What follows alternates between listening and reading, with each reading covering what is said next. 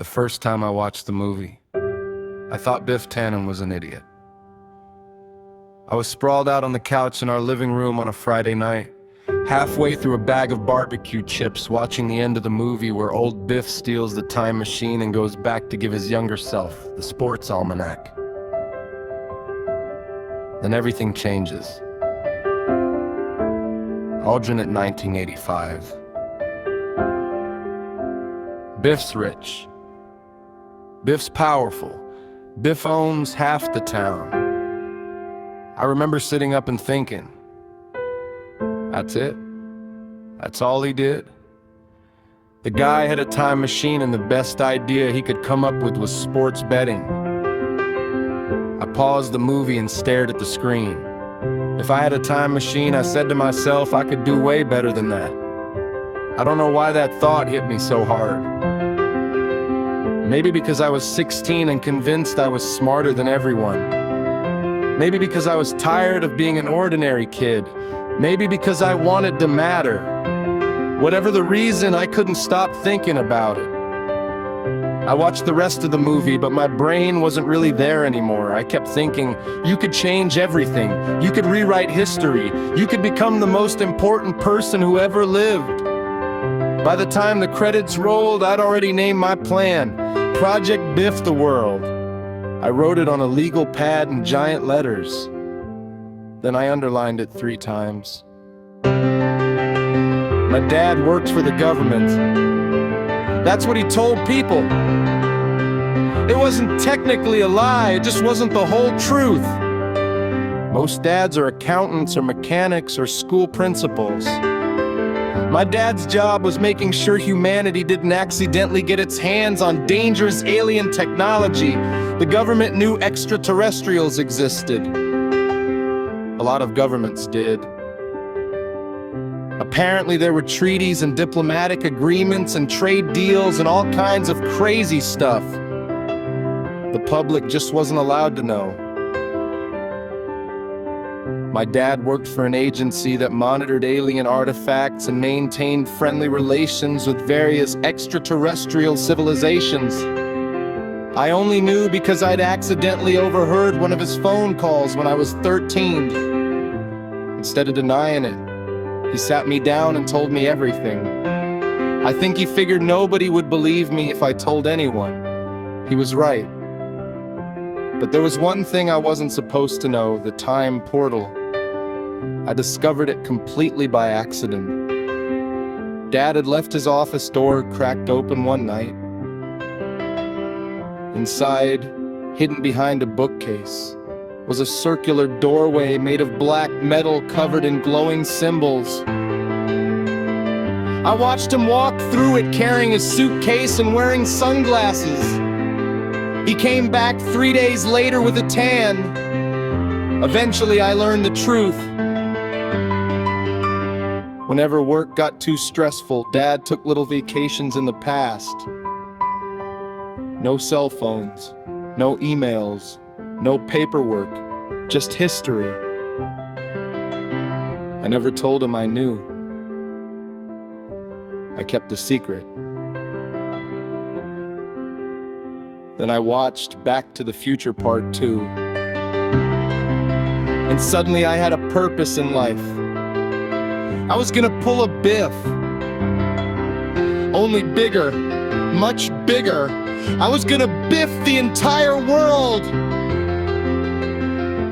I spent 6 months planning. I made lists, charts, flow diagrams. I had notebooks full of ideas. Finally, I created what I called the Biff list. Items necessary to alter human history. 1 pair of universal language translator earbuds. A speech translator. Modern medicines. Antibiotics. Painkillers. Disinfectants. Medical textbooks. Science textbooks. Math textbooks. history books, books on engineering, books on music theory. I figured if I was going to reshape civilization, I should give them a head start. Then I added the guitar, because every prophet needs a guitar. I also packed some modern food because I had no idea what people ate in ancient Rome. Then I added a cigarette lighter. I don't know why, it just seemed useful. At the very bottom of the list, after a lot of consideration, I wrote a small collection of erotic magazines. I figured future historians would probably appreciate having a more relaxed attitude towards sexuality. It made sense at the time. I never claimed this was a perfect plan.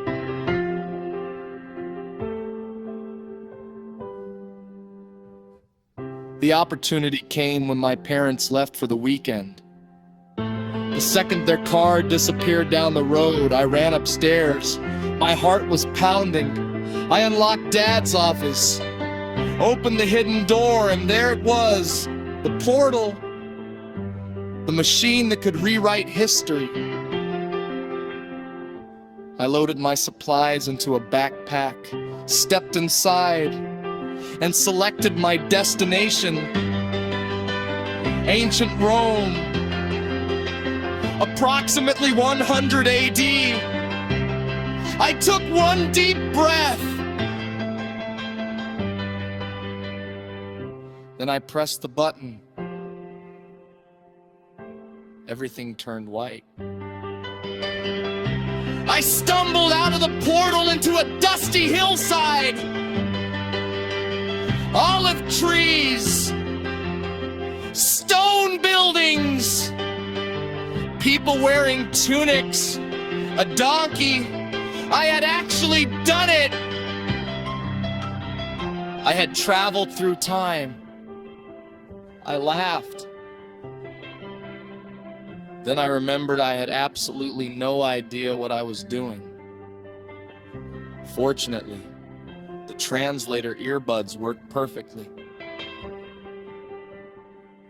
I spent most of the day wandering around until I found a small gathering of Christians.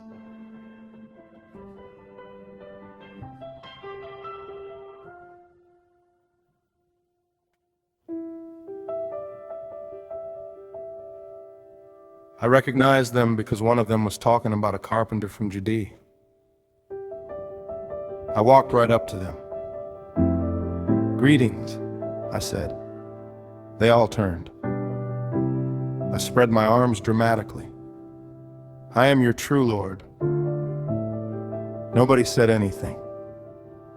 The carpenter you follow was merely a clever magician. Still nothing. One old man slowly stood up.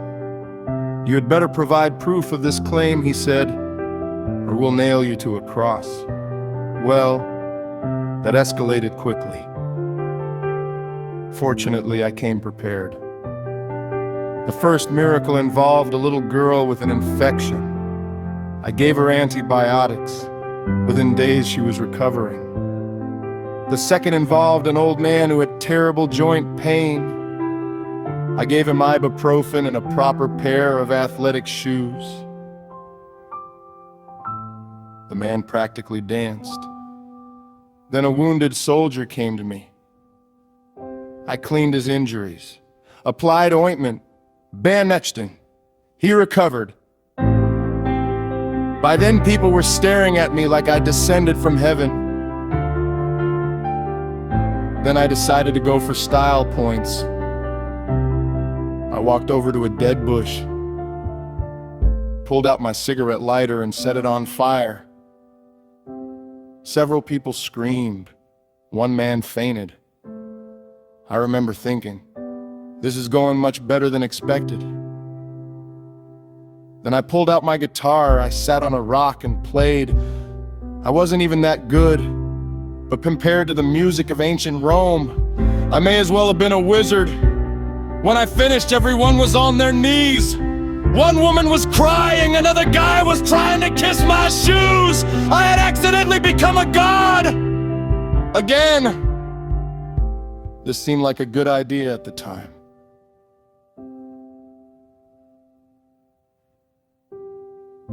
I gave them my books, music theory, science, mathematics, medicine.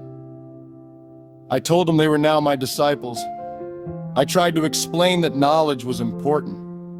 I tried to explain curiosity. They heard, "Our new deity has bestowed sacred text."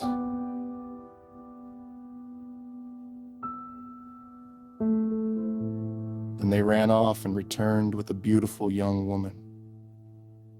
One of them proudly announced, "We shall sacrifice her in your honor." What? No! I stopped them immediately. The woman looked terrified, then confused, then grateful. That part, at least, worked out. The rest of the evening became complicated. She looked at me with big innocent eyes and said, "Thank you, Sky Daddy. Thank you for sparing my life." Think nothing of it. I'm not that type of god. "Oh, I'm thinking something, Sky Daddy." She purred seductively at me while caressing my shoulders. We slipped into the nearest livestock shed, and that's where my quest to Biff the World really took an unexpected turn. I'm pretty sure I blew the old Zeus juice off way too soon, but she didn't seem to care.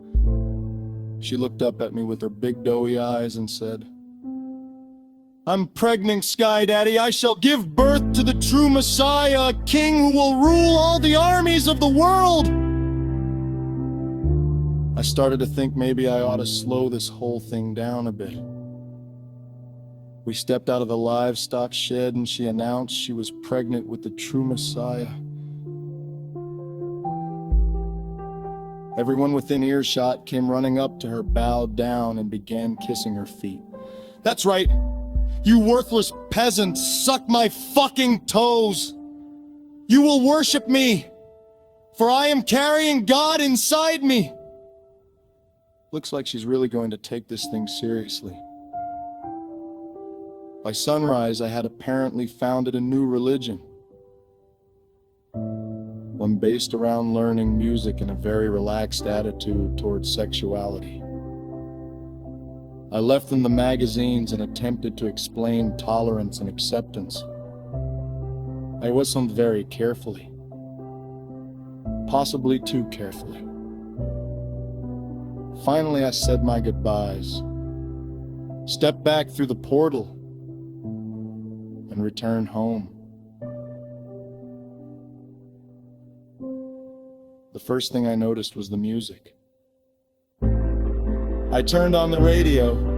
The song playing sounded like something from the 26th century. I changed stations. Same thing. Everything sounding impossibly advanced. I stepped outside. My neighborhood looked familiar, but not quite. The architecture was different. The fashion was considerably more revealing. People talked openly about subjects that had been considered incredibly private in my original timeline. I saw a billboard. It had my face on it. Underneath it were the words, "I stopped walking! Oh no! Another billboard! My face! Another! My face!" A church nearby opened. Hundreds of completely naked worshipers emerged. Someone blew a trumpet. Another person cracked a whip. A choir began singing what sounded suspiciously like heavy metal Gregorian chants. One woman saw me. She screamed, "It's him!" Suddenly everyone was screaming. People started kneeling, others started crying. Someone cranched their bicycle into a fountain. A bus drove into a mailbox. Chaos spread through the street.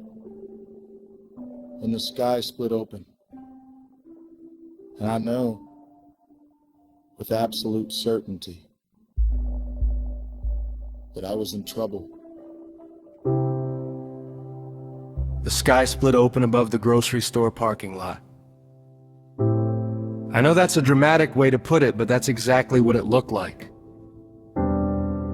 One second I was standing there staring at people sprinting in every direction because they'd recognized my face from old paintings and statues. The next second, the clouds rolled backward like someone had hit rewind on the weather. Then the crack appeared. It wasn't lightning. It was more like reality itself had been unzipped. A golden staircase came down from the sky. People screamed. Cars crashed. Someone fell to their knees and shouted, "The Almighty has returned!" "Oh no," I whispered. I had a feeling I knew exactly who was coming down those stairs. At the top stood a very old-looking man with a white beard. Beside him was a guy in shining armor carrying a flaming sword. There was another guy with giant wings, and another, and another. The entire heavenly gang. The old man looked directly at me. "You!" I pointed at myself. "Me?" "Yes, you." His voice was somehow thunder and a disappointed dad at the same time. "You have been extraordinarily difficult to get a hold of!" I swallowed. "You? You're God?" "I was," he said. That wasn't a promising answer. He looked around at the city. Billboards displayed my face. A church nearby had exploded into chaos as hundreds of naked worshipers ran into the streets carrying whips and candles. One of them was wearing a hat shaped like my head. God pinched the bridge of his nose. I leave humanity alone for 2,000 years, and this is what I come back to. An angel handed him a clipboard. He glanced at it. "You replaced my religion with," he squinted, "the Church of Sacred Freakiness?" I looked at my shoes. That wasn't really the name I intended. It has 612 denominations. Wow. The Reformed Ticklists? I didn't know that existed. The United Congregation of Interpretive Nudity? Honestly, that's kind of impressive. He gave me a look. I shut up. Then another figure stepped forward. Tall, red skin, worn, Brett the Tevar. He looked furious. "Do you have any idea," he said, "how much paperwork you've created for me?" I blinked. What? I tempt people into sin, that's my job, but your followers made nearly everything acceptable. Do you know how hard it is to tempt people when half of them think every bizarre impulse is a sacred act of worship? He threw his hands in the air. "I've had demons quit!" A smaller demon in the back raised his hand. I went into accounting. The devil pointed at him. "See!" I didn't know what to say. This wasn't exactly how I'd pictured becoming the most powerful person in the world. God folded his arms. "Do you understand what you've done?"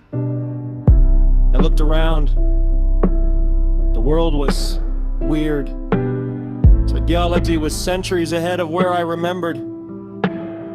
The guitar and music theory books had apparently caused an explosion in musical development. People carried instruments that looked alien spaceships. Medical science was incredible. Wars were less common. People were generally happier. But religion had become utterly bizarre, and my face was everywhere. I wasn't rich. I wasn't famous. I wasn't king. I was a guy who accidentally became the central figure of the world's strangest faith. I think I messed up, I said quietly. You think? Said the devil. God sighed. Then he sat down on the hood of a nearby car that was not what I expected. He looked tired. You know, he said, people have blamed me for a lot of things over the years. I nodded. They've started wars in my name, hurt one another, divided themselves. He looked toward the city. And now, because of you, they've spent 2,000 years trying to honor a teenage boy who played a guitar and handed out magazines. I cringed. When you put it like that, it's a little embarrassing. I nodded. Very. For a long time, nobody said anything.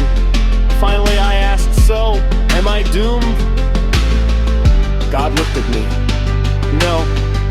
I blinked. No. No! But I accidentally replaced 3 worse religions. Yes. And created whatever this is.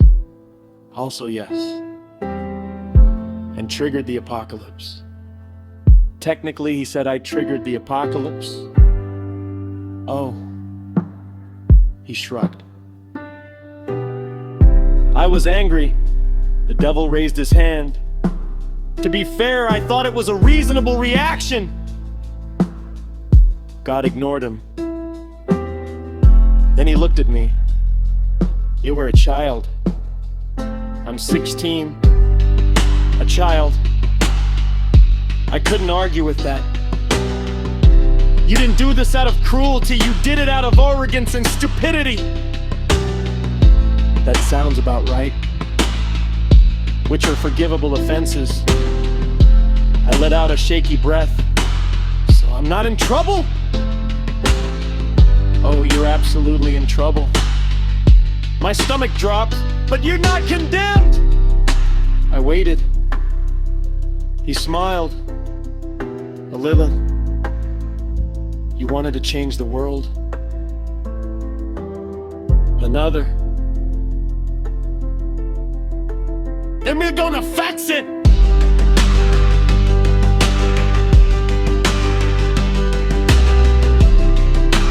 What do you mean? He stood. The golden staircase reappeared. Beside it was my dad's time portal. Apparently heaven had confiscated it.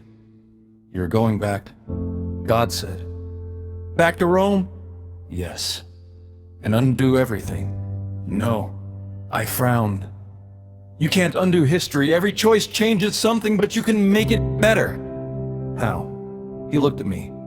Teach them kindness instead of worship, curiosity instead of obedience, music instead of superstition. I thought about that. You mean, tell them I'm not a god? That would be an excellent start. The devil nodded. Strongly recommended.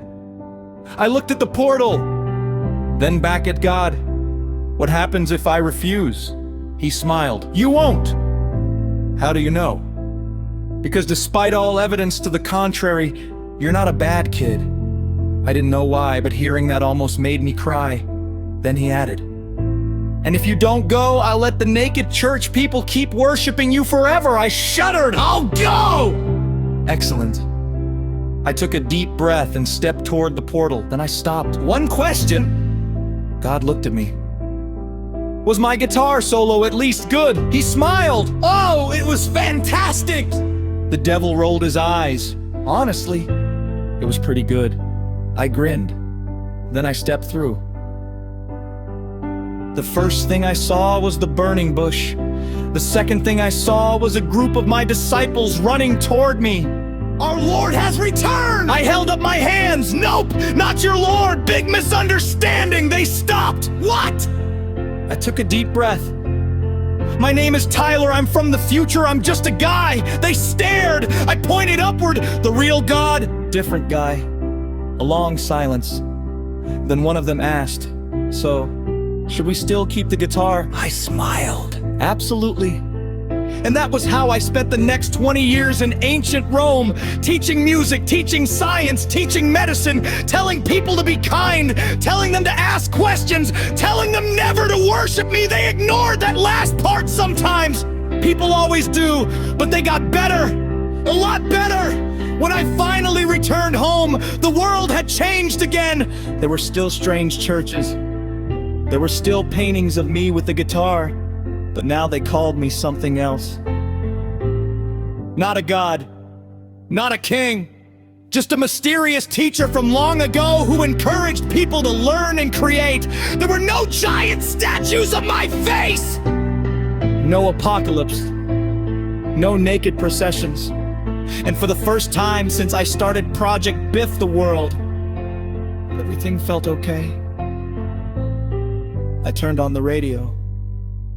A song came on. It sounded a little like Stairway to Heaven. I smiled. Some things, apparently, survive every timeline.